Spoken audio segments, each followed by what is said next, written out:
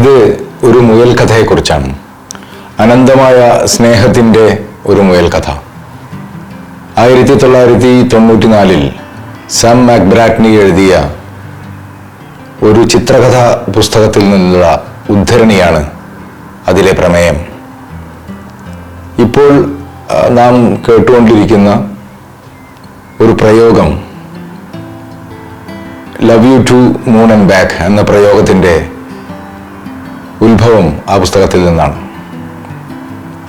കേരളത്തിലെ ഒരു അതിജീവിത ഗർഭചിത്രത്തിന് വിധേയയായതിൽ സങ്കടപ്പെട്ടുകൊണ്ട് എഴുതിയ കുറിപ്പ് നമ്മളിൽ പലരും കാണുകയോ അതിൻ്റെ ശബ്ദം കേൾക്കുകയോ ചെയ്തു. ആ കുറിപ്പ് ഇങ്ങനെയായിരുന്നു.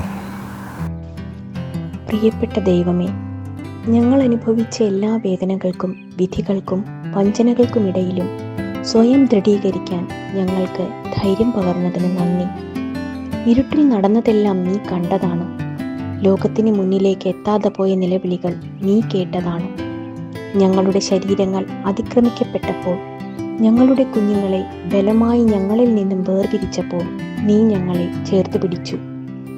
തെറ്റായ വ്യക്തിയെ വിശ്വസിച്ചതിനും ഞങ്ങളുടെ കുഞ്ഞിൻ്റെ അച്ഛനാകാൻ അർഹതയില്ലാത്ത ഒരാളെ തിരഞ്ഞെടുത്തതിനും സ്വർഗത്തിലുള്ള ഞങ്ങളുടെ മാലാഖ കുഞ്ഞുങ്ങൾ ഞങ്ങളോട് ക്ഷമിക്കുമാറാകട്ടെ.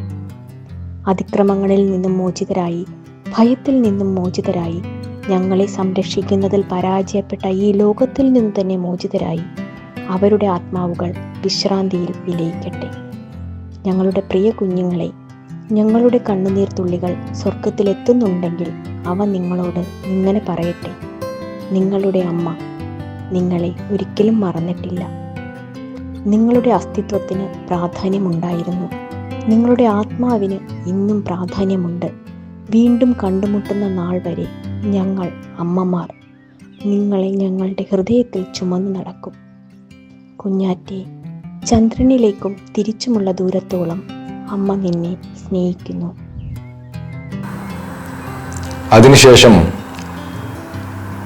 ഈ അതിജീവിത പരാതി നൽകുകയും ആ പരാതി സ്വീകരിക്കുകയും ചെയ്ത ശേഷം ഒരു സമരവേദിയിൽ കേരളത്തിൻ്റെ മുഖ്യമന്ത്രി പിണറായി വിജയൻ കയ്യിൽ പിടിച്ച ഒരു കോപ്പയിൽ അതേ വാചകം എഴുതി വയ്ക്കപ്പെട്ടിരുന്നു: love you to moon and back. അതിജീവിതയുടെ ഈ അവസ്ഥയിലും അവരുടെ വേദനയിലുമുള്ള ഐക്യപ്പെടലായി അത് വിലയിരുത്തപ്പെട്ടു. ആ സംഭവങ്ങളിലേക്ക് ഈ പദപ്രയോഗം അല്ലെങ്കിൽ ഈ വാചകം എത്തിച്ചേർന്നത് നേരത്തെ പറഞ്ഞ ചിത്രകഥാ പുസ്തകത്തിൽ നിന്നാണ്.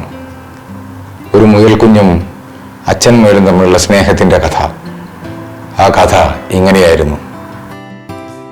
ഞാൻ നിന്നെ എത്രമാത്രം സ്നേഹിക്കുന്നുവെന്ന് ഊഹിക്കാമോ?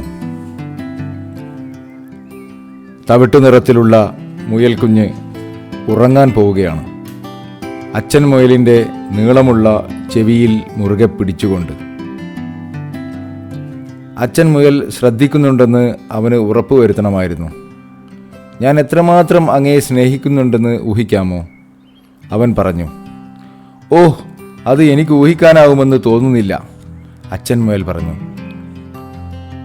ഇത്രത്തോളം വിടർത്തി വയ്ക്കാനാവുന്നത്രയും കൈകൾ വിടർത്തി മുയൽ കുഞ്ഞ് പറഞ്ഞു.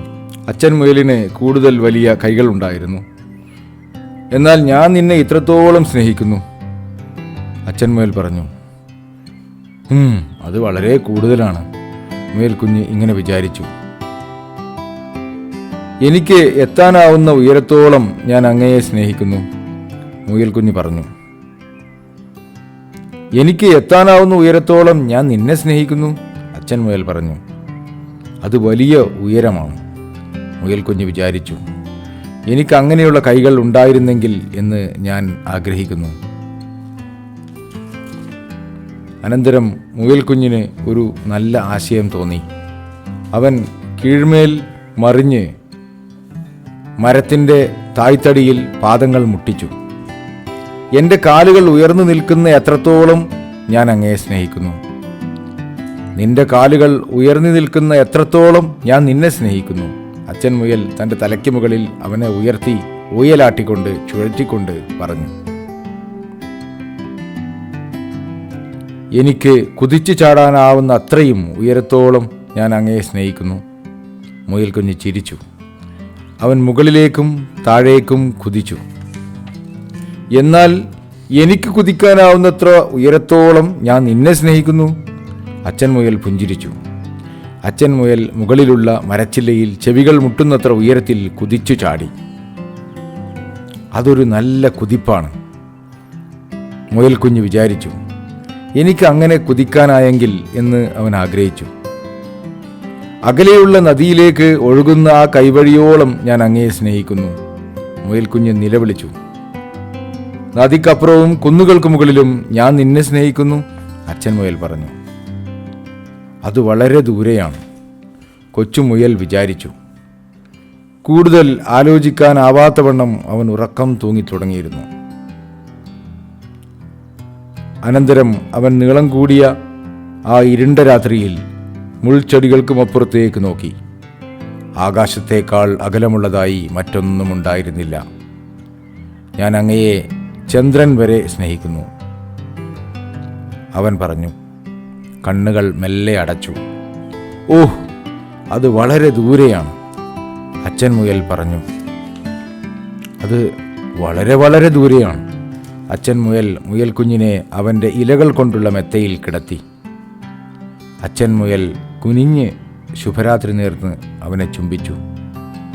ശേഷം അവൻ അരികിൽ കിടന്നുകൊണ്ട് അച്ഛൻ മുയൽ മന്ദസ്മിതത്തോടെ മന്ത്രിച്ചു, ഞാൻ നിന്നെ ചന്ദ്രനിലേക്കും അവിടെ നിന്ന് തിരിച്ചുമുള്ള ദൂരത്തോളം സ്നേഹിക്കുന്നു. ഇതാണ് അപരിമേയമായ സ്നേഹത്തിൻ്റെ ആ മുയൽ കഥ.